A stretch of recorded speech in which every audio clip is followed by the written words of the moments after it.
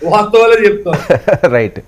ఏంటండి మరి పవన్ కళ్యాణ్ గారి పర్యటన ఎప్పటి నుంచి ఉంటుంది? ఎవరికి వాళ్ళు యుద్ధానికి సిద్ధమంటూ శంకారాం ఊదేరు, ఒకరు రా కదిలిరా అంటున్నారు. మరి ఈయన ఎప్పుడు కదులుతారు? ఆ స్కెడ్యూల్ ఏమన్నా సిద్ధం అవుతుందా? ఎక్కడి నుంచి ఎలా? డెఫినెట్ గా ప్రతి 3 కాన్స్టిట్యూన్సీలు కవర్ చేస్తా ఉన్నారంటే రాబోయే 15 days లో స్టార్ట్ అవుతుంది.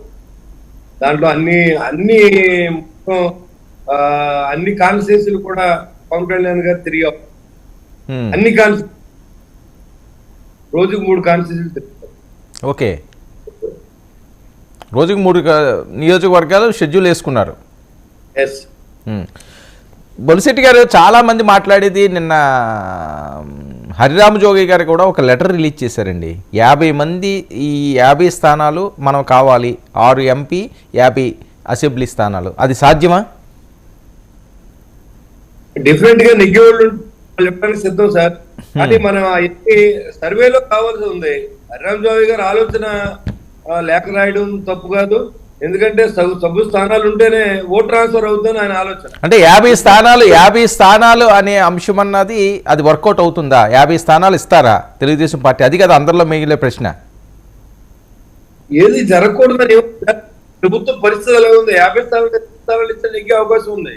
ఎందుకంటే ఇవాళ ప్రభుత్వం ఏం జరగట్లేదు కదా. ఇప్పుడు లాస్ట్ ఇయర్ 151 స్థానాలు వస్తాయి 2019లో ఎవరన్నా చెప్పారండి మీకు?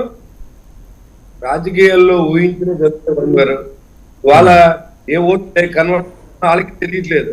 మేము పథకాలు ఇచ్చాం కదా, ఇచ్చిన ఎన్ని మనకి ఓట్లు వేసేస్తారు బీపీఎల్ లో ఉన్న వాళ్ళని అంటారు. నేనేమంటానంటే జగన్మోహన్ రెడ్డి కూడా 14,000 రూపాయలు ఇచ్చారు, అప్పుడు ప్రజలు వేసారా అంటే ఎంత విజ్ఞులు అంటే వరుణ్ గారు, ఈ డబ్బు ఎక్కడి నుంచి వస్తా ఉంది, వీళ్ళు ఇచ్చి పథకాలు ఎక్కడి నుంచి వస్తున్నాయి, జగన్మోహన్ రెడ్డి గారు ఇంట్లో డబ్బు కదా, ఇవన్నీ అప్పులు చేసి అప్పులు గొప్పగా మార్చి కేంద్ర ప్రభుత్వం ఇచ్చే నిధులకి పేర్లు మార్చి ఇస్తున్నాయనే విషయం ప్రజలు కూడా అర్థమైంది. కాబట్టి డెఫినెట్ గా ఈ గవర్నమెంట్ చేంజ్ అవుతుందని మా నమ్మకం. ఇప్పుడు మీరే చూసారు కదా, వైనాట్ 175 నుంచి మీకు ఇష్టం లేకపోతే ఈ రోజే నేను దిగిపోతాను, 56 నెలల పరిపాలన చూడండి అనే వచ్చాడంటే ముఖ్యమంత్రి, దాని పరిస్థితి అంటే మీరు ఆలోచించాలి. ఇదన్నా ఇప్పుడు ఊహించారా మీరు? ప్రభుత్వం వచ్చినప్పుడు మీరు ఒక మంచి సంస్థానంలో జర్నలిజం మీరు చాలా మంది ఇంటర్వ్యూలు చేసి చాలా ప్రభుత్వాలు చూశారు. ఇలాంటి పరిస్థితి మీరు ఎప్పుడైనా గమనించి వచ్చి 51% ఓట్లు వచ్చి 22 మంది ఎంపీలు ఇచ్చారు.